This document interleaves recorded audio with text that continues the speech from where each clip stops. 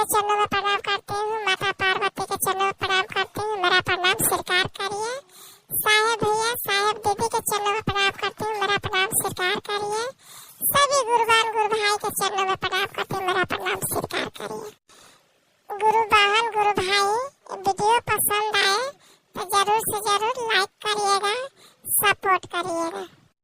हरिहर हरिहर सुगवा के लाली लाली छोड़वा बोलिया बोलाए सुगवा, हर हर महादेव बोलिया बोलाए सुगवा, हर हर महादेव। हरिहर हरिहर सुगवा के लाली लाली छोड़वा बोलिया बोलाए सुगवा, हर हर महादेव बोलिया बोलाए सुगवा, हर हर महादेव। बागिया में बोलिया बगीचा में बोलिया बोलिया बोला सुगवा, हर हर महादेव बोलिया बोलाए सुगवा, हर हर महादेव।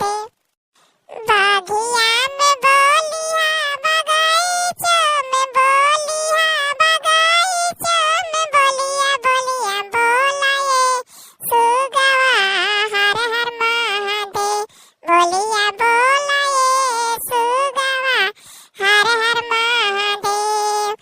आंगना में बोलिया चराचा में बोलिया चराचा में बोलिया बोलिया बोलाए सुगवा, हर हर महादेव बोलिया बोलाए सुगवा, हर हर महादेव।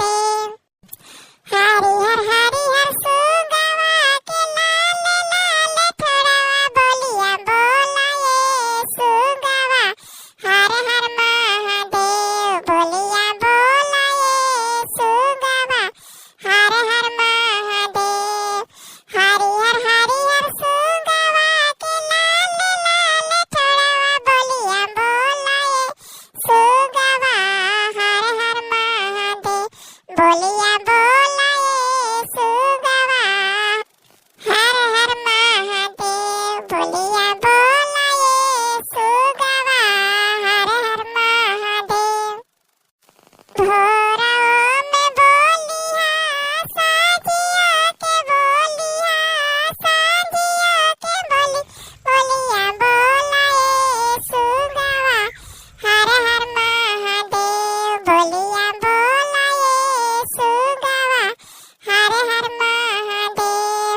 हरिहर हरिहर सुगवा के लाली लाली छोड़वा लाली लाली छोड़ा बोलिया बोलाए सुगवा, हर हर महादेव बोलिया